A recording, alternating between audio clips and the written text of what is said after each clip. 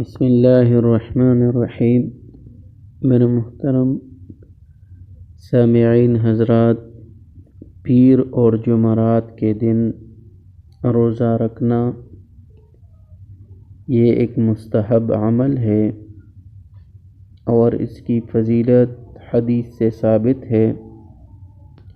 حضرت ابو ہریرہ رضی اللہ تعالیٰ عنہ کی روایت ہے کہ رسول اللہ صلی اللہ علیہ وآلہ وسلم نے ارشاد فرمایا،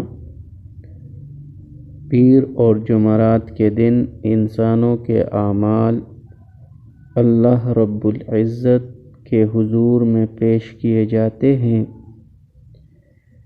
تو میں پسند کرتا ہوں کہ روزہ کی حالت میں میرے اعمال پیش کیے جائے۔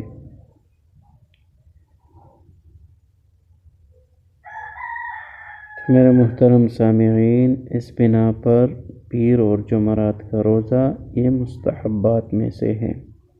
اس روایت کو ترمذی شریف نے ذکر فرمایا ہے۔